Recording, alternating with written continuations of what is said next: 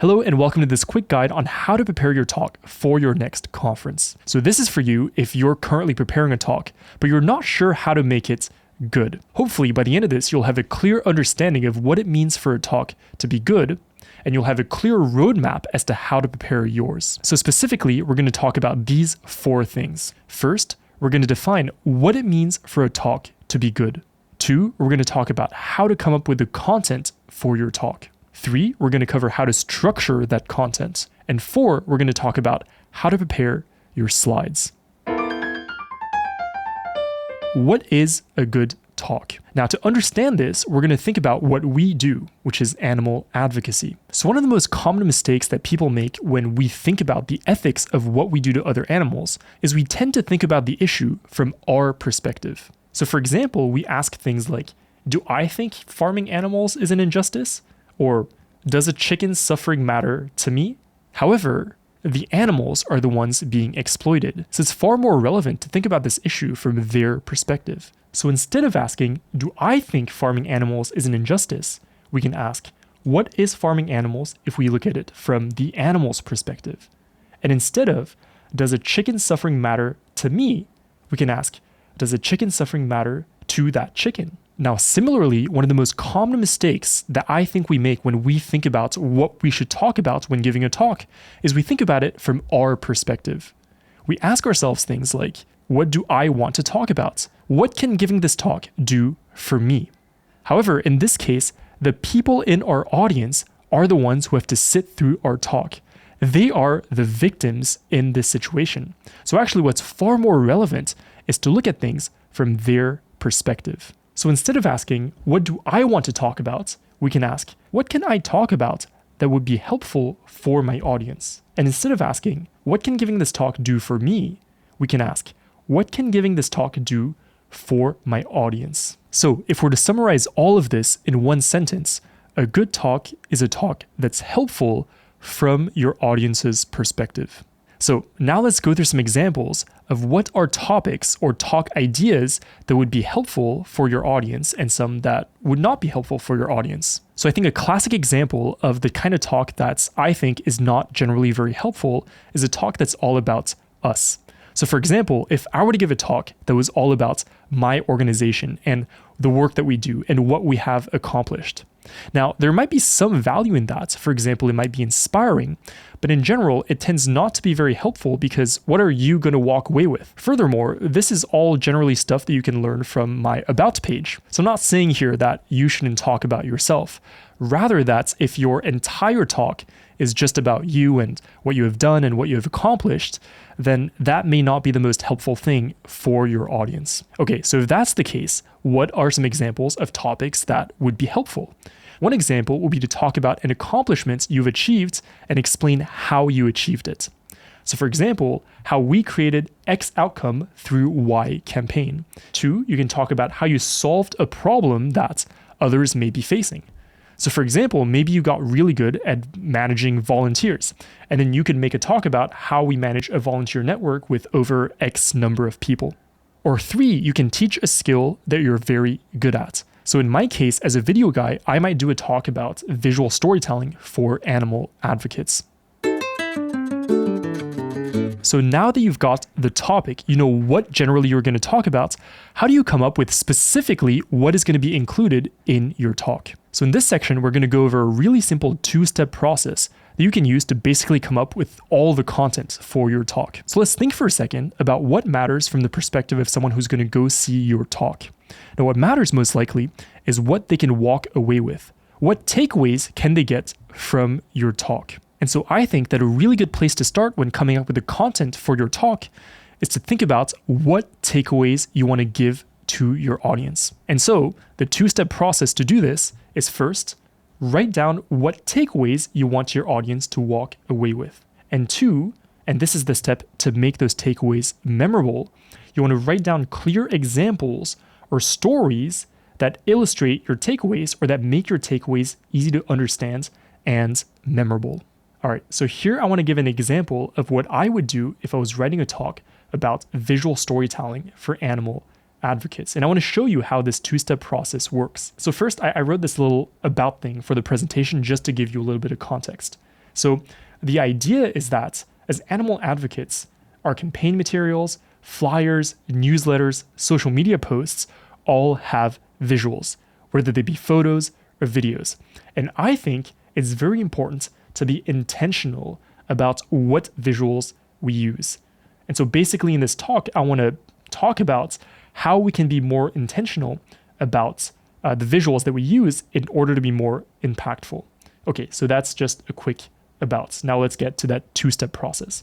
So first, write down the takeaways. In this talk, there are basically two things that I want my audience to walk away with. One is I want my audience to understand why it's important to be intentional about the visuals that we use. And the reason why this is the takeaway is that they impact what our audience feels and understands. And the second takeaway is about how to be intentional. And the way to do that is that instead of going with the first thing that comes to mind when trying to illustrate something, we want to think of all the different options that we have, what they would communicate, and then make a decision. Now, chances are, just by looking at this might not make much sense to you. I just wrote the takeaways, and that's why we have the second step of having examples and stories to illustrate these things. Okay, so this is that step right here.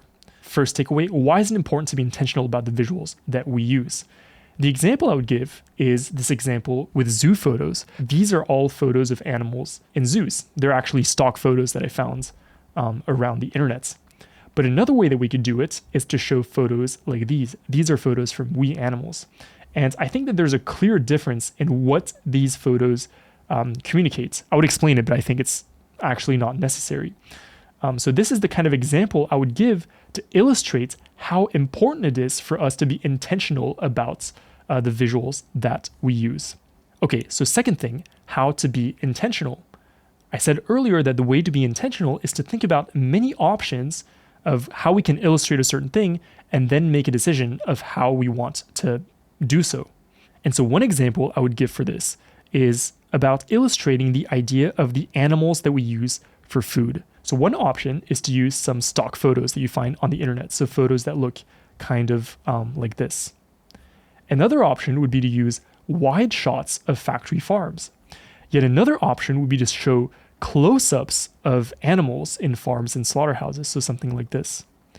And yet another option would be to show animals in sanctuaries. And all these choices communicate different things. So for the stock photos, all these are relatively easy to find and they're convenient. Now, what's bad about them, in my opinion, is that they have no personality, and also they reinforce wrong assumptions about what most farms look like. For wide shots of animals in factory farms, well, this might be good because it shows the scale of animal agriculture, but on the other hand, it might be bad because these kinds of photos make it easy to objectify animals. Now, for this third shot of a close-up of a chicken, I think what's good is that this shows animals as individuals. But on the flip side, what you show may seem more like an isolated case. And finally, for photos of sanctuaries, well, this is great because these photos are very pleasant to look at. But on the other hand, without context, people might think that this is what farms look like. And so there's no right or wrong answer here. But the point is that there are many, many different ways that you could illustrate this thing. And the idea is to make an informed decision. All right, so I have a second example here that I'm going to go over a lot more quickly, but this is about illustrating the environmental impact of animal agriculture. So one thing we can do, for example, is show photos of cows, which is something I see a lot. Another thing is we can show photos of farms and slaughterhouses. This could also be like aerial shots from up top. We could show the actual impact that animal agriculture is having in the world. Okay, so hopefully these examples not only make the takeaways for this fake talk that I'm writing on visual storytelling clear, but it also clarifies why it's important for you to come up with clear examples and stories for your talk and the takeaways that you want your audience to walk away with. Now, as a final point, I recommend having only 1 to 3 takeaways for your talk. Now, this is for multiple reasons. First, we generally don't have a lot of time. So for example, you may have 10 or 20 minutes. In that case, I think that it would be very difficult to go over more than 1 to 3 things. The other reason, again, is when you think about it from your audience's perspective, what are the chances that they remember more than 3 things from your talk? And so since your audience can't remember a million things anyways, why not be intentional? Choose the 1 to 3 things you want them to walk away with, and then make those things as clear and easy to remember as possible. Okay, so now that we have the contents of our talk, how do we structure all this? So before we get into the specific structure I'm going to recommend, I just want to say that there are many different ways that you could structure your talk to be interesting, engaging, easy to remember, etc., etc. This is just one way to do it and a starting point. Okay, but as for this specific structure that I'm going to recommend here, this is how it goes. First, start with an introduction where you introduce 1, who your talk is for, 2, what the point of your talk is, and 3, what specifically you will cover. This what you will cover part is basically your takeaways. And then you want to go through your takeaways one at a time by introducing the takeaway and then giving the examples or telling the stories that you have prepared for them. And that's it. That's the entire structure. So going back to this example of visual storytelling for animal advocates, based on the content that I had earlier, this is how I would structure the entire talk. So first, introduction. I would start with who is this for and say something like, this is for anyone who ever uses photos or videos in your advocacy. If you ever use anything visual, then this might be helpful for you. Then, the point. Our campaign materials, flyers, newsletters, social media posts all have visuals. And so I think it's very important to be intentional about them. Then, what are we going to cover? First, we're going to go over why it's important to be intentional about the visuals that we use. And 2, I'm going to give you examples of how to be intentional. Then I would go over the first thing, why it's important, then explain why and give that zoo example from earlier. And then 2, I would introduce the second takeaway, and I would basically introduce the idea that, well, there are many ways to illustrate the same thing. So what we want to do is think of all the ways we can illustrate that thing and then make a decision from there, and then give the examples that I showed earlier. And then after I did that, I would just say thank you, and that would be the entire talk. So here, there's just one main thing that I want to communicate, and this is what I think is one of the biggest mistakes that we make when preparing slides. And that is simply to include too much stuff in the slides. So here, I prepared some example slides of what I think are bad slides and how I would make them good, in my opinion. So here, instead of using the example I've used throughout of visual storytelling for animal advocates, I want to give the example of how I introduced this lesson today. So this is when I talked about what is a good talk. Now, if I was giving this as a presentation, this is the worst case scenario, I think, for what I could put on a slide. This is everything that I basically said. Generally, this is not what slides look like. There's like photos and stuff like that, but I just wanted to give an extreme example of how there can be way, way too much stuff in a slide. So if I were giving this as a talk, this is how I would prepare the slides. So what is a good talk? To understand this, I want to talk about something that we do, animal advocacy.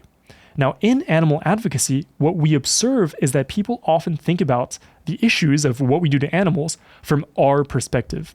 So we ask things like, do I think farming animals is an injustice, or does a chicken's suffering matter to me? However, in this case, the ones who are being exploited are the animals. They are the victim in this situation. And so shouldn't we first and foremost think about it from their perspective? If we want to do this, instead of asking these questions, we can ask things like, what is farming if we look at it from the animal's perspective? Or does a chicken's suffering matter to that chicken?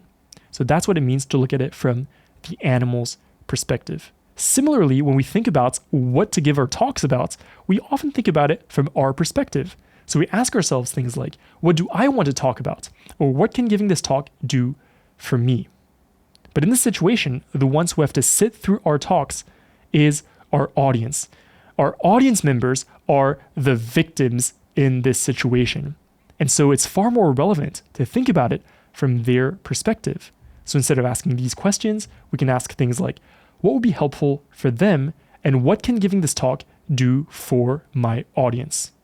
Okay, so just for this little section, I think this is about Oh, and I actually have this last slide here to wrap it all up where I say, well, to wrap it up, a good talk is a talk that is helpful from your audience's perspective. Okay, so just for this short section, I think I have about 10 slides, but at least in my opinion, I think that having more slides with less things in each slide is much easier to follow and also a lot more fun to go through. So to give another example of this is a talk that I actually gave at a conference about how to talk about animal rights, principles of effective communication for educators and content creators. Now, I think when I gave this talk, I gave it in about 10 to 20 minutes, but this entire talk has 54 slides. So this is just to say you don't have to go crazy like this and have 54 slides for your 10-minute presentation. Although I'm not saying you can't. I actually think it would be great. But I think that in general, we tend to put way too much on each slide, and it would help a lot more if we had less per slide. And if you just want to have more things that you put up in visuals, just have more slides. All right, so that's it. Thank you so much for sitting through this. I hope this was helpful to you, and I look forward to seeing your talk.